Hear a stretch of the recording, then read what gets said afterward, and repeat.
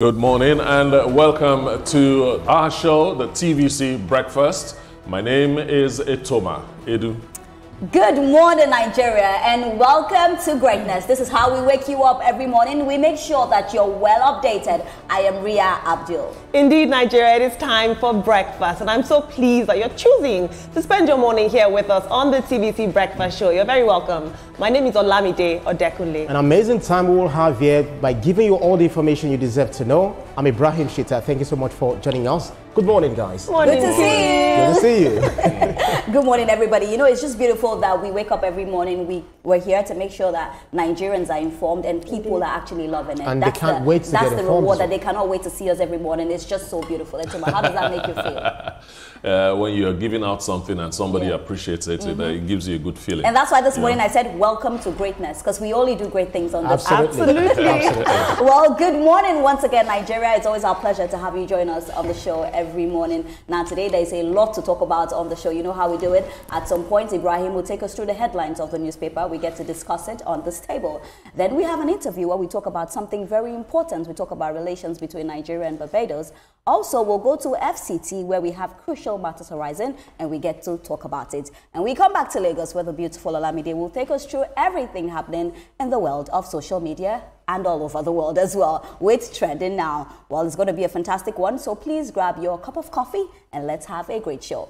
Now, we'll start with a story where the federal government of Nigeria is targeting the creation of at least 20,000 jobs annually through the launch of the second phase of the Nigeria Jubilee Fellows Programme, aimed at connecting high-potential graduates with real-world work experience, training, and mentorship. Now, and to spearhead this initiative, in line with President Tinubu's renewed hope agenda, the Vice President Shettima will on Wednesday flag off the Nigeria Jubilee Fellow Programme 2.0 and declare open a high-level policy dialogue on job creation with a theme from skills to job and enterprise, driving youth employment and entrepreneurship in key economic sectors in Abuja. The Vice President on Monday inaugurated the project steering committee of the NJFP 2.0, with charge members to make sure the program is inclusive. Now, Deputy Chief of Staff to the President, Ibrahim Hassan Hadija, also said the dialogue will bring together federal and state policymakers, private sector leaders, and development partners to discuss actionable strategies for expanding employment, among other issues. Inclusivity must remain at the heart of our design. And our young people are not a homogeneous group. They live in different realities across regions, genders, and social backgrounds. We must ensure that this opportunity reaches every corner of the country, and that placements are tied to the sectors that will shape Nigeria's future: agriculture, digital technology, renewable energy, manufacturing, and the creative industries. The NJFP exemplifies how strong partnerships drive results, uniting the European Union, UNDP, and the government of Nigeria through the Office of the Vice President to create real opportunities for Nigerian youth and promote inclusive economic growth. The NJFP is a flagship project both for the government of Nigeria and the EU, and it is under our Global Gateway Strategy, which aims to connect the world through sustainable, high-quality investments. We are committed to fostering prosperity not only through grants, but also through investment. And over the past few years that we have been implementing this, we have seen tremendous achievements just beyond placement.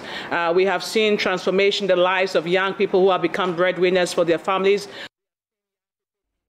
Amazing. I don't know if it's just me, but I love to see our Vice President talk. Is it just me? Very eloquent. I know, right? But Shettima, this is beautiful. In an era where we always hear the youth saying that there's no job in Nigeria. You know, you hear it almost every day where they speak about it's difficult to find jobs in Nigeria. We see that most of them are even finding their escape plan, like I like to call it their escape plan out of Nigeria, because they feel like, you know, if there's no job, how will I survive? Or even seeing some going into illegal things. And now we're hearing that this will help create more jobs. This is a very good initiative. Yes, about 20,000 jobs for a country of over 200 million people. It's like just a drop in the ocean. However, if the state governments will take these initiatives too, just imagine a situation where every state is also creating 20,000 jobs, you know, and if we have consciously improve our ease of doing a business profile in Nigeria. 20,000 will just be like scratching. We'll create much more than that. So this initiative, ease of doing business, and every governor keying in on this idea, creating jobs in their individual state. Exactly. It means in a year, Nigeria will be creating more than 500,000 jobs. Yeah. I agree with you. 20,000, it's a good number, but it's not really, there yet. Olamide, we are youth, so we understand the streets, Absolutely. I'll say. People will tell me, Ria, a lot of youths are jobless in Nigeria. And it's true. We see so many people that do not have jobs. They're trying to, feed their family. They're trying to make ends meet. And now we're hearing this. But like Etoma rightfully said, we're looking at 20,000. There's still a lot of people. Like, how would you think this will be able to cut across? Honestly, in the grand scheme of things, Etoma, like you rightly said, 20,000 does seem a bit minuscule when you look at our population.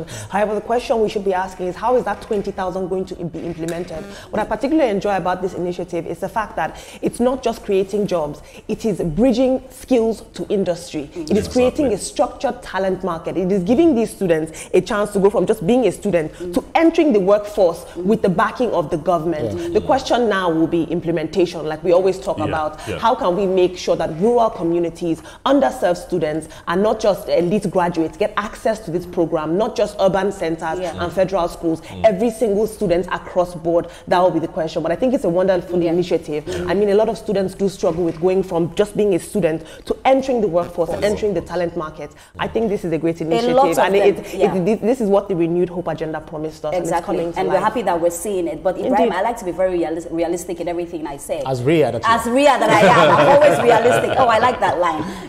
We're hearing that this is going to happen. We're talking about implementation. Now, how will it be implemented?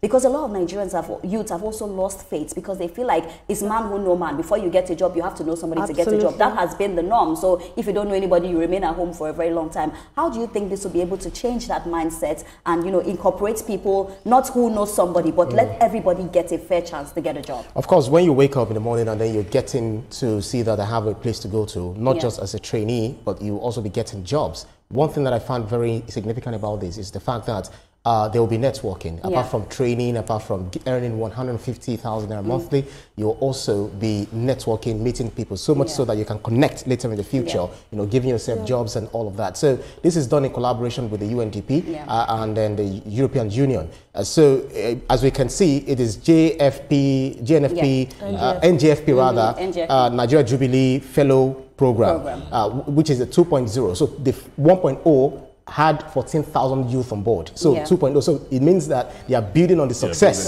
of the last, introduction of this program. So it's in line with the Renewed Hope agenda, which the president had promised. 20,000 youths, more jobs. Jobs for the youth, over the years. So this is going annually. So we'll see how it goes. But your concern is very valid. Who are the people? What is the criteria of selection, for the people who participate in this program? So we want to believe that it is only those who are qualified. How about those who are not qualified? How about those who are in the informal sector? What do we do for them to ensure that they get, access to some of these skills acquisition? But we see that the senators in their constituencies, in the senatorial district, they're also doing so many things to onboard, the jobless youths. And for me, I just don't want it to be a man no man thing. I want everybody to get a fair chance, because a lot of people have believed in that over a period of time and they have lost hope. So I'm just hoping that everybody gets a fair chance. And it seems like the 1.0 was good. That's why they built momentum for me to do this one. So I'm hoping that this will be great as well. And all I can say is that Nigerian youths are very intelligent. Once you give them an opportunity, they take it with all their hands and they do good at it. So I'm hoping that, this will be a beautiful one. But we're going to go on a quick break. And when we come back, Ibrahim is ready to tell us all the headlines from the newspaper. Don't go anywhere. Stay with us. This is TVC Breakfast.